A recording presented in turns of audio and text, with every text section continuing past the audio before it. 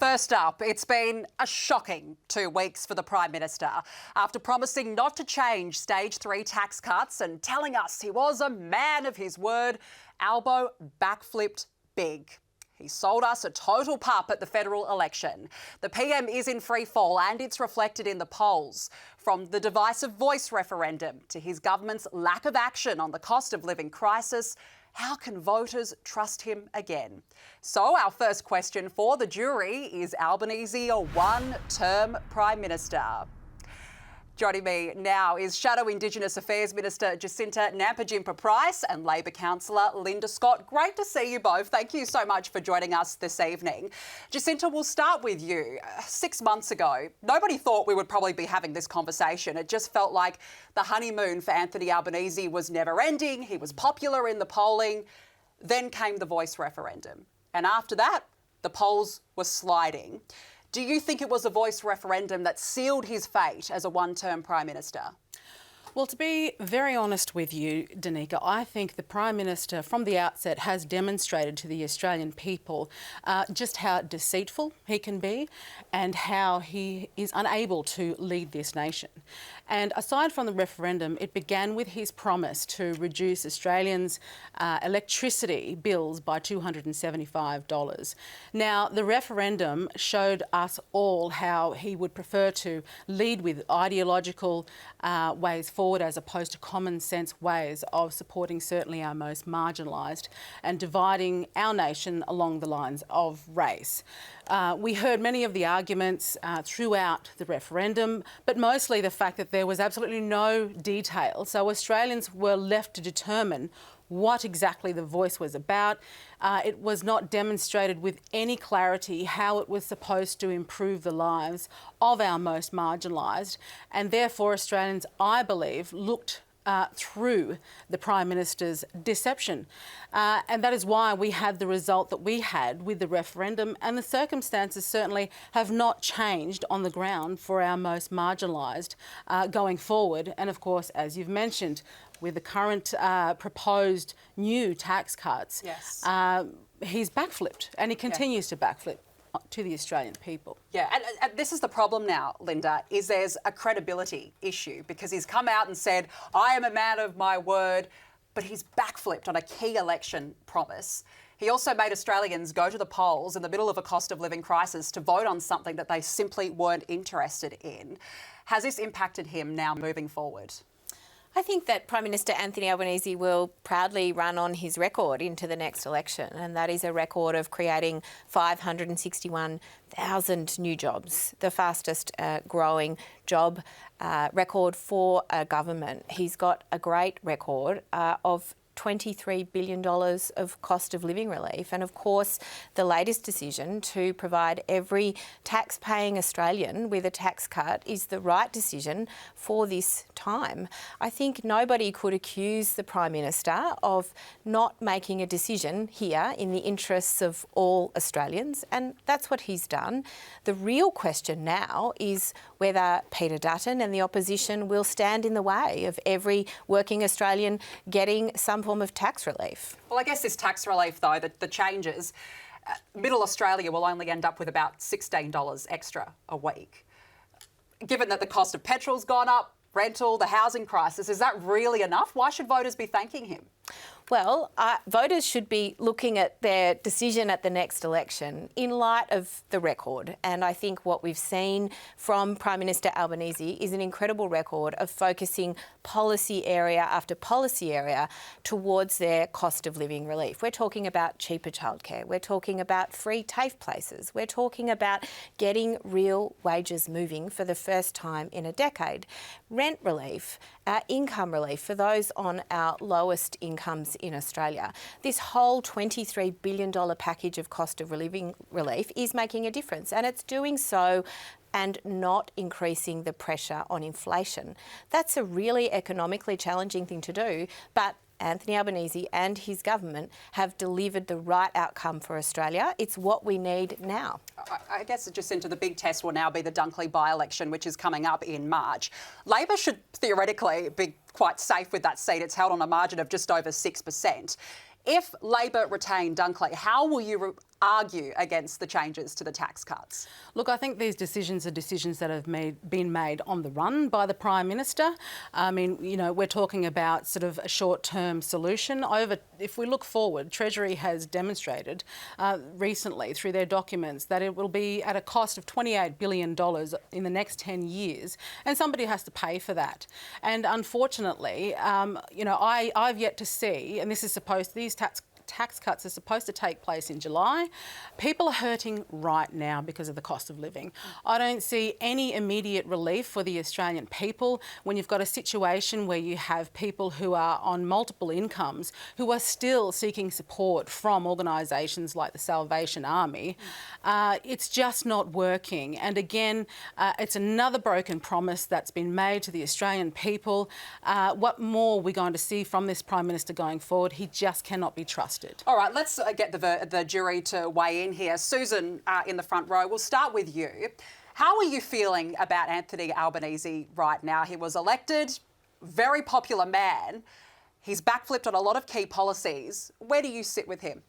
Well, I mean, I'm a long-time Labor voter, but I'm a long-time Canberra resident, and I basically, in my lifetime, politicians have got caught lying about stuff, various stuff. So and like I'm going to benefit because like I'm a low-income earner. But so to me, he could have probably backflipped worse on another issue. But I can see with this that he made the decision, like at this moment, he made that decision.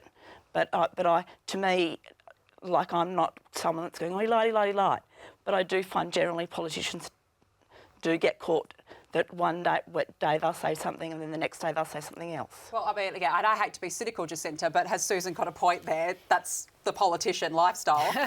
Well, look, I mean, there is the fact that the record of this Prime Minister is continuously backflipping.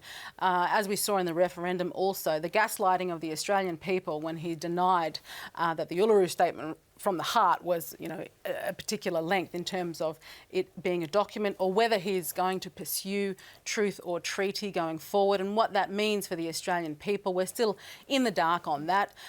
He came to Alice Springs this time last year because he was shamed into finally coming as the Prime Minister to see the destruction on our streets. Yep. He made a promise of $250 million. It has not made a single difference.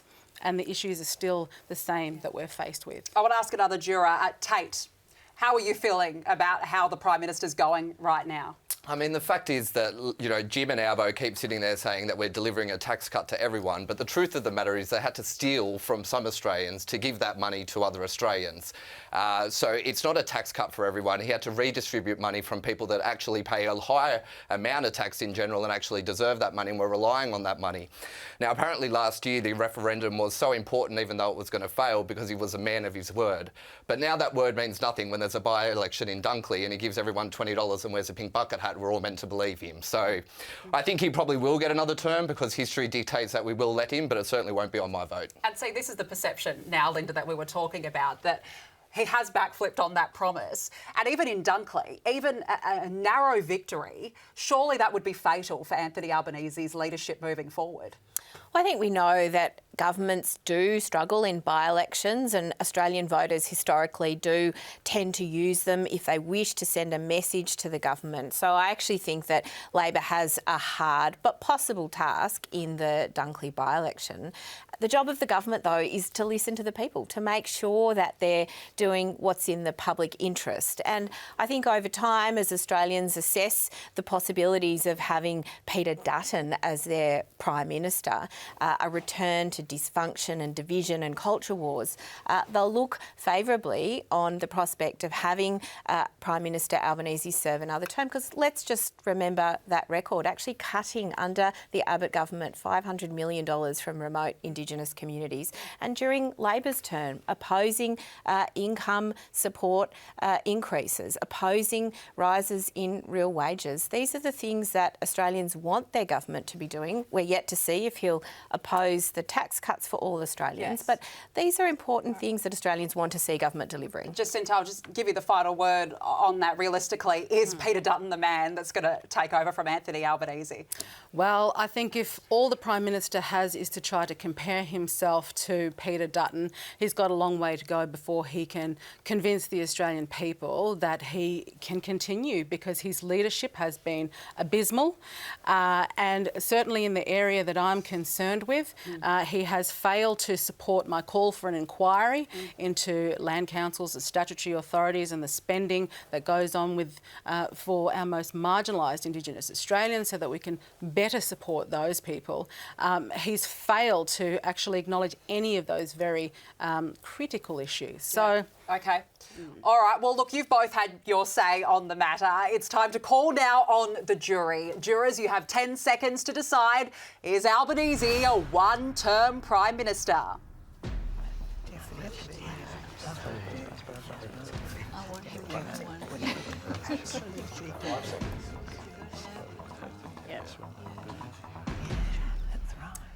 OK, time is up. Jury, what is your verdict? OK, there is an overwhelming yes, so 11 of you voted yes, 1 voted no, and overwhelming that they do believe that Anthony Albanese is a one-term Prime Minister. I'll just ask you, Susan, why have you kept your vote as no? We spoke to you before, but why do you really believe that Anthony Albanese still has your vote?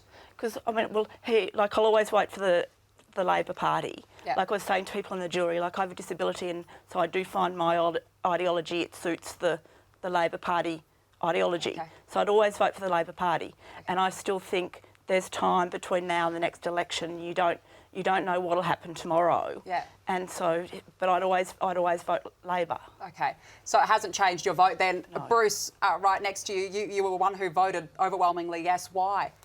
I think this is the worst government in the nation's history. I think Australians are waking up to what life is like under a socialist regime, given the fact that they mess up every single subject area that they touch. In my personal view, Albo's a dead man walking. That's pretty strong words there. Dead man walking, you're adamant. Absolutely. Linda, we'll just get a final comment. How do you feel hearing that?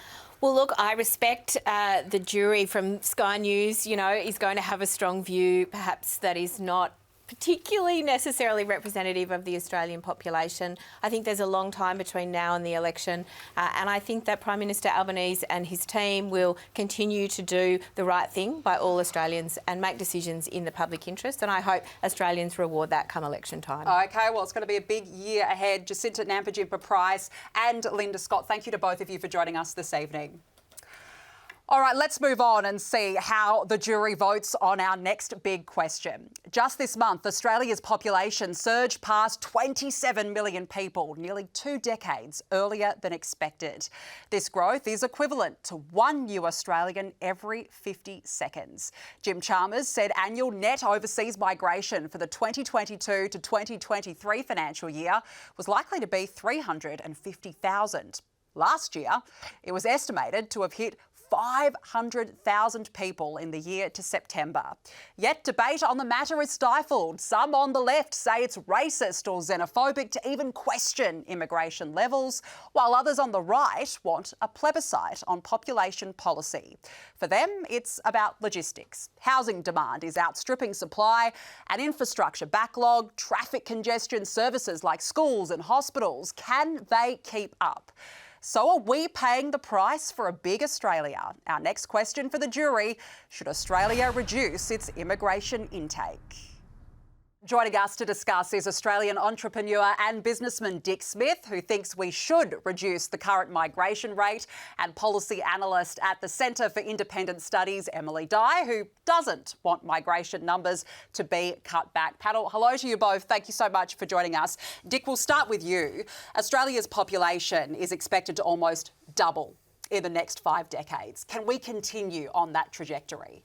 Well, we can, but it won't be good for normal people. It'll be great for the wealthy. They'll make even more money. Our billionaires have doubled their wealth in 5 years. They'll keep being wealthier. The figures are actually worse. At the present growth rate from the huge immigration, we're going to end up at 100 million people in Australia when our grandkids will still be alive at the end of this century. Now, no one believes 100 million is sensible for an arid country like Australia. OK, last year 500,000 migrants. Give me a figure. What should be the annual figure? The figure should be about 75,000 a year. Up until Paul Keating, when he was Prime Minister, I'm pro-immigration. Yeah. I think it's really fantastic. But 75,000 a year will round off our population at about 30 million, and that sounds a pretty sensible number to me. Having more people normally means you're spreading the wealth, and with more people, everyone gets less. OK, Emily, you are a migrant yourself. You Yes. came to Australia 5 years ago from the US. Back then in the 2019-2020 financial year, the population of Australia increased by 194,000 due to migration levels. As we've heard, yes, last year it was 500,000. Realistically, how could you support the current rate of migration?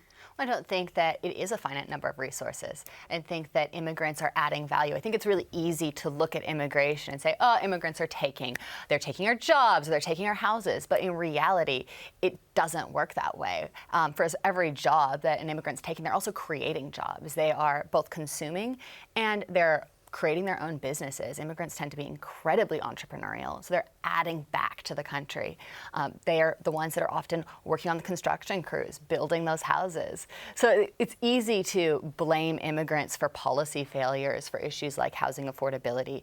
But when it comes down to it, in general, immigrants are just adding to our society and making us richer, making us all richer, not just the people at the top. OK, well, some have said that Australia's immigration program is that of a Ponzi scheme, that realistically politicians rely on immigration to, for example, prop up the GDP. What would you say to that? I think that it's not propping up, but they're adding real value. Right. It's not fake value. It's not fake money that's coming into this country. These are real businesses. These are real people that are doing real jobs and coming up with ideas, increasing our productivity, being entrepreneurs. Immigrants tend to be the most entrepreneurial people out there because they're at a disadvantage when they come to this country. They don't necessarily have the connections. They can't say to their mate, oh, we went to the same school, can you get me a job? Yeah. They can't do that. So they often end up being the ones that start those businesses that are adding. So maybe you can call it a Ponzi scheme, but in reality, it's real money and it's real businesses and real people. Well, Dick, you're an entrepreneur yourself. I mean, are migrants now taking those positions? No, but here's the problem. We're not a manufacturing country like China. Okay. We actually make our money exporting minerals and primary industry. And you don't actually need a lot more people to do that. So my belief is double the number of people in the country and most people are worth half as much.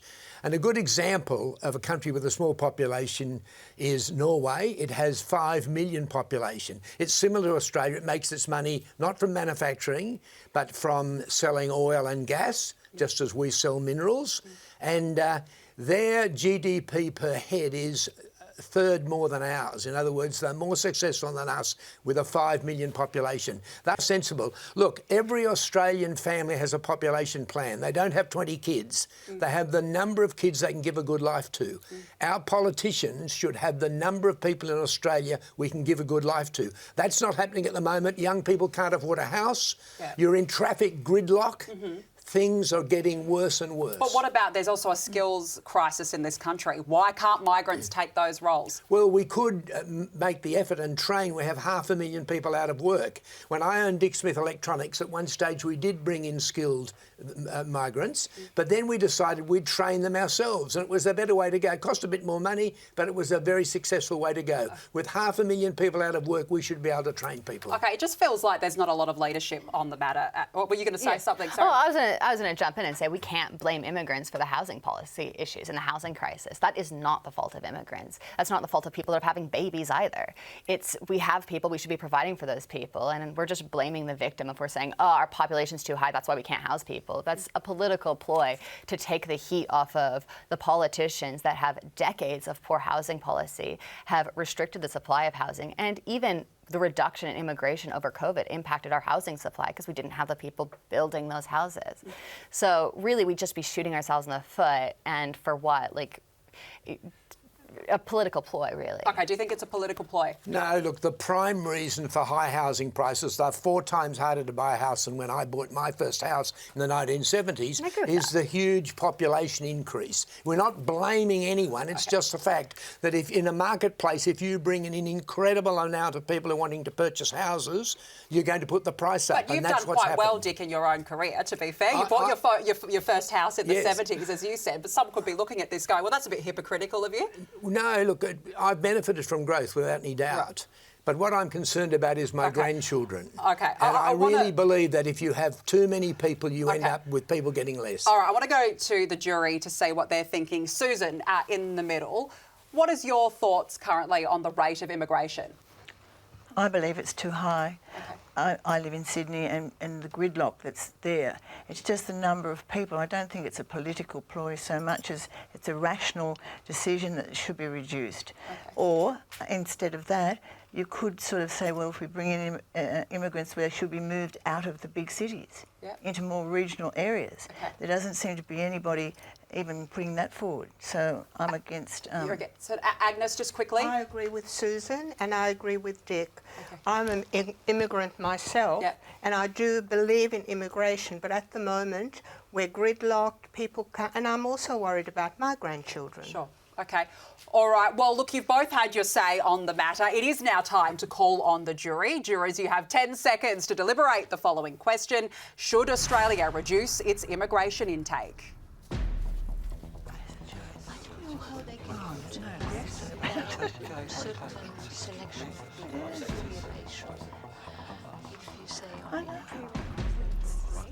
Okay, time is up. What is the jury's verdict? Okay, we've got 3 no's and 9 yeses. So our jury overwhelmingly believe that Australia should reduce the rate of immigration. Julie, you voted no. Why? Well, firstly, to address Dick's points, just a couple of points. The shortage of housing is not because of increase in immigration. It's because of land supply, red tape, all the problems that any builder, developer, government will tell you about. Shortage of skilled workers. I probably would think hundreds of thousands of people that are watching tonight care for their aged parents. And I can tell you there is a skills shortage in aged care. And unfortunately, Dick, Australians don't want to go in, many Australians, and work in those areas. And we need those people to come in and support the skills shortage we've got. Yeah. The third thing we need is planning. Yeah. We need to do a proper plan. That's what's happened. And look, it's tough because a lot of governments don't want to talk about the matter, and it seems to be quite stifled debate